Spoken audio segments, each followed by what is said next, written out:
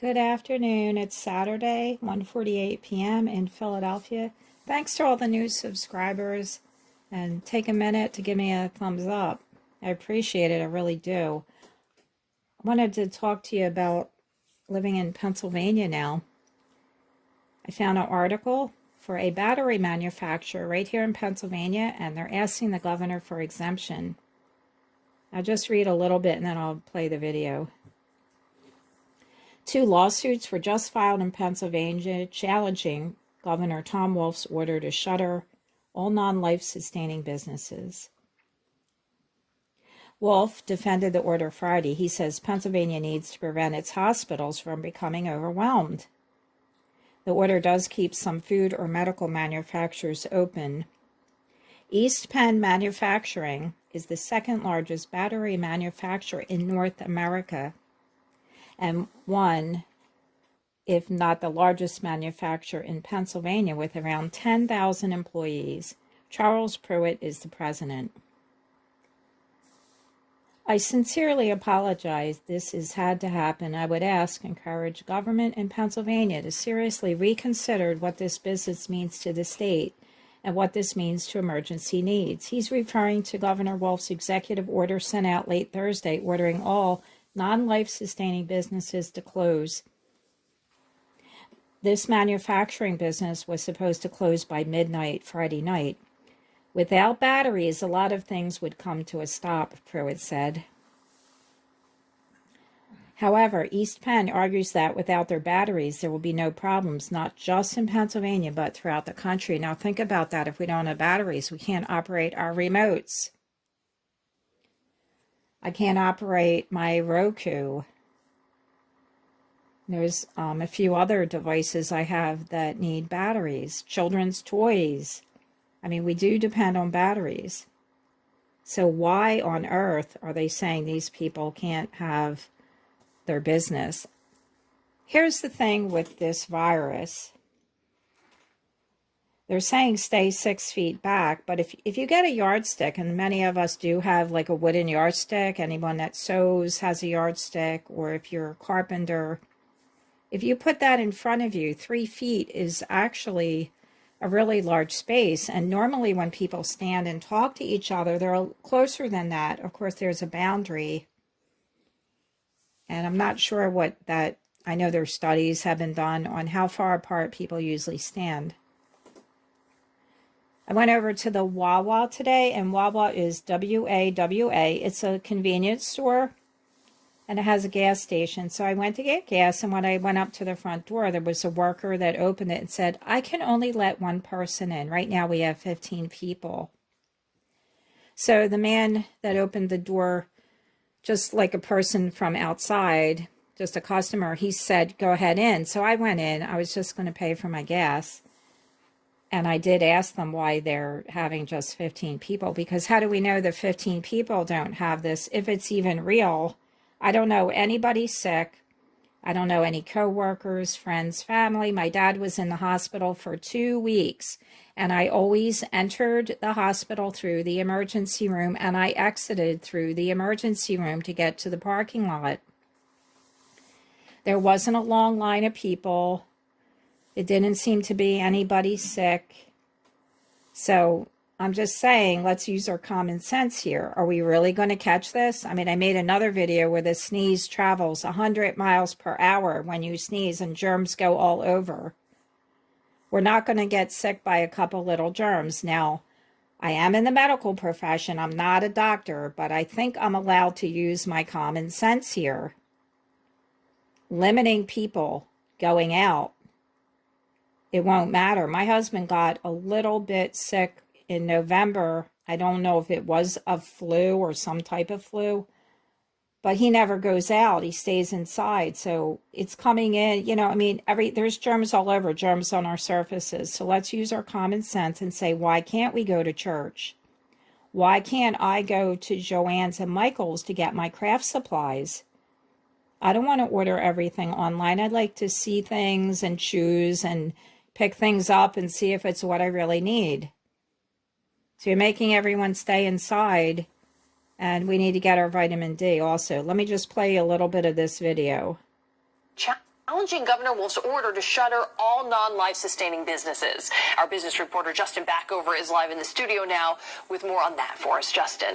Yeah, Wendy, the governor defended the order today. He says Pennsylvania needs to prevent its hospitals from becoming overwhelmed. The order does keep some food or medical manufacturers open, but many other manufacturers say they are necessary too.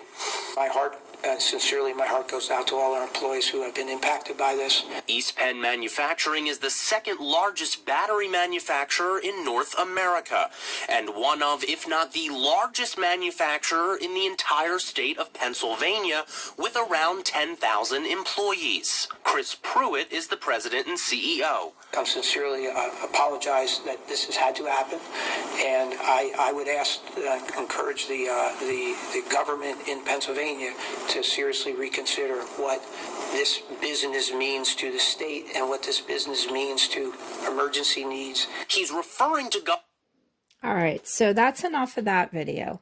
And I want to say, the people giving the order to stay in and don't congregate are not doctors. I've been around a long time. I've had the flu. I usually get the flu twice a year. I haven't had the flu in a while, but I'm not around my kids any. I mean, when you're around children, they get sick a lot, and a lot of times the parents get sick, but that's just the normal course of living.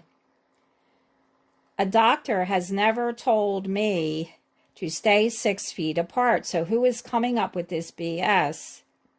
It just doesn't seem. So 6 feet is the limit for germs? Let me think, this is not common sense. That's my opinion. No doctor ever said that. Don't go near, of course, stay away from sick people. Don't come to work if you're sick. Don't bring your child to daycare if they're sick. Don't go to school. Common sense, right? So what I'm going to do, I want to take you over to a First Amendment auditor, and she's, I believe, in California. And she was doing an audit for a traffic stop, but there were people sitting on benches, and a police officer conversed with her shortly about giving citations if people are congregating too much. So I'm going to play a little bit, and I'm going to leave the link in the description. She's a very good auditor. So I'm starting her video. It's called Capitola Cops, Crash on the Beach, Social Distancing in the Grocery Store. And I'm going to start the video at 10 minutes and 55 seconds. And this is what social distancing looked like on the beach. Everybody sitting a few feet away from each other and mostly on their phones, doing FaceTime calls with family and friends. And this man was talking about this medical crisis with somebody who worked for Santa Clara County. And just when I thought I was ready to film good police officers, I noticed something out of the corner of my eye. I noticed the police officer I'd been speaking with earlier headed with his ticket book, and he was headed after someone who was helping watch after my dog. Someone who was taking my dog to an area of the beach where I've been told they're allowed to go off-leash. Now what you doing? Just patrol, making sure we don't have too many people congregating, too many people close together.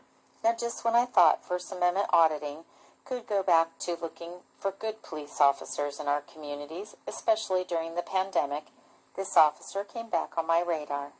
He definitely had his ticket book in his hand, and he was headed after my associate who was watching my dog. And so now I'm going to need to do some records requests. All right, so Susan Bassi is very good. She really gets into she requests like a lot of records, and she factually tells you some of the issues she's had with politicians, and not so much, I think, police, but she's very, very good. I think she might have a background in reporting for like media, but don't quote me on that. But I'm going to leave the link in the description because this police officer was going to write tickets. Now, after this, he says he's just probably not going to enforce anything. He probably won't even write any tickets, but because of this 2 words, willful compliance. So I believe that our president said there would be no martial law, and I think that's because they were able to have most of the population in the United States have willful compliance. So we've listened, we've done what they say, so they don't have to bring the military in, not yet. I mean, we still don't know what's going to happen. But I really take offense to them not letting people go to church. As far as I'm concerned, if you go to church, you can just shut and lock the doors. You can congregate, because don't let the police in. This is not martial law. We still have our rights. We still have our amendments, our freedom to travel, our freedom of religion. So you don't have to let the police in. They don't have a warrant. They can't enter. Can they enter? Yes, it would be illegal. So there was apparently reported that there was a wedding venue shut down in New Jersey, I think 2 of them. Well, they let the police in. The police really don't have a right now. There's no martial law. Again, there's just willful compliance. So they're bullying everyone to stay inside. I mean, when I was driving today, I like it. I have the road to myself. I can be a crazy driver driving down Academy Road in Philadelphia. But when you go out, there's nothing. The only stores are open are Rite Aid, which is, a pharmacy store. They do have food there. So remember that if you need some snacks. They don't have any paper towels or toilet paper or rubbing alcohol.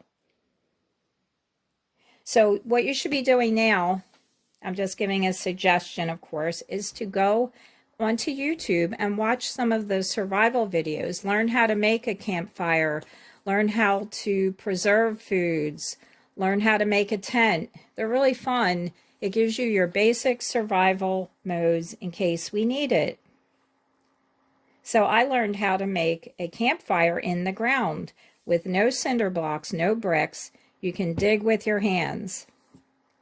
It's really kind of fun because I live in a city. I'm not used to camping or anything like that. So it's all new to me. So that I'm going to use my time. I'm going to spend time with my hobbies, kind of elevate my thought to things more positive and hope this blows over in a couple weeks.